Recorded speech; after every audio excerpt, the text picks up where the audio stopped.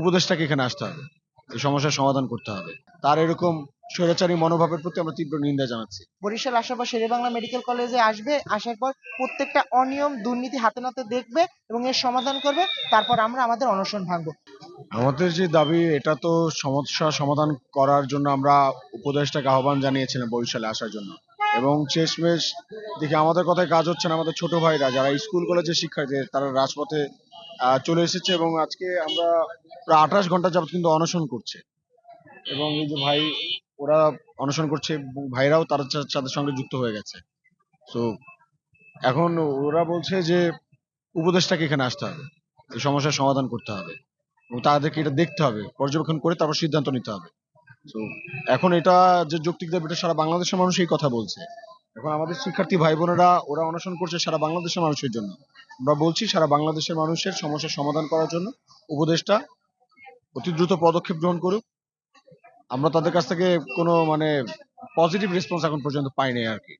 তো এটা আসলে কেন পাই নাই, কেন আমাদের ভাইদেরকে এখানে অনশনে বসতে হলো, এটার জন্য আমরা উপদেষ্টাকে ধিক্কার জানাচ্ছি, তীব্র নিন্দা জানাচ্ছি।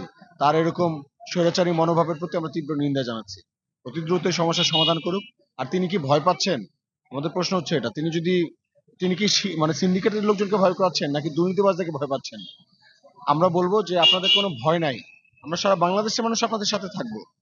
আপনারা শুধুমাত্র সিন্ডিকেট গুলো ভাঙার জন্য বা দুর্নীতিবাজদেরকে ভাঙার জন্য আপনারা অ্যাকশন গ্রহণ করুন।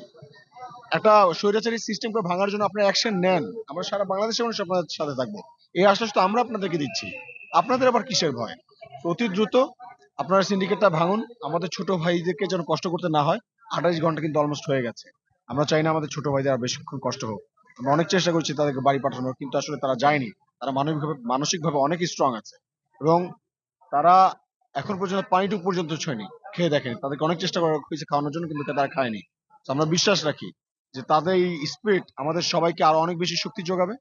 এবং অতি দ্রুত উপদেষ্টা বরিশালে আসুক, সমস্যার সমাধান করুক। আর যদি আমাদের ছোট ভাইদের কিছু হয়, তাহলে আমাদের এখানে যারাই আছে, যত ভাইরা আছে, তাদের যদি কোনো কিছু হয়, এই দায়ভার কিন্তু উপদেষ্টাকে নিতে হবে, স্বাস্থ্য উপদেষ্টাকে নিতে হবে, ইন্টারিম গভর্নমেন্টকে নিতে হবে। আমরা কাউকে কিন্তু ছাড় দিয়ে কথা বলবো না।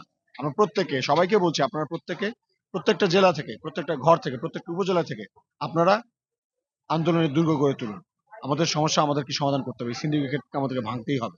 আমরা জয় হবো ইনশাআল্লাহ। আমরা গত 28 ঘন্টা যাবৎ এখানে অনশনে আছি। আমাদের যে 3 দফা দাবি ছিল, সেই 3 দফা দাবি বাংলাদেশের সকল স্বাস্থ্য খাতে, সকল স্বাস্থ্য খাতের একটা নির্দিষ্ট সংস্করণ করতে হবে। এবং শুধু শেরেবাংলা মেডিকেল কলেজ নয়, বাংলাদেশের যত সরকারি মেডিকেল কলেজগুলো আছে এবং স্বাস্থ্য কমপ্লেক্সগুলো আছে, সেগুলো সবগুলো সংস্করণ করতে হবে। কারণ আপনারা দেখতে পাবেন যে একটা সরকারি হাসপাতালে যদি একজন রুগী যাওয়া হয়, সেই রুগীর সুস্থ হওয়ার থেকে তার ইনফেকশনের মাত্রা আরো বেড়ে যায়। এইটা কেন হবে? সেখানে সেবা নিতে যাচ্ছে, সেই সেবাটা সে নাই পেয়ে সেখান থেকে ইনফেকশন হয়ে আসছে। এইটা আমরা যেই সংস্করণের দাবিতে চাচ্ছি, সেটা আমাদের যৌক্তিক দাবি। আমরা চাচ্ছি যে স্বাস্থ্য উপদেষ্টা আসুক বরিশালে। কারণ সে গত 1 বছরে ক্ষমতায় আসার পর আমার মনে হয় না সে এখন পর্যন্ত ঢাকার বাইরে কোথাও বেরোয়ছে। কেন, তার সমস্যাটা কি? সে স্বাস্থ্য খাতের দায়িত্ব নিয়েছে।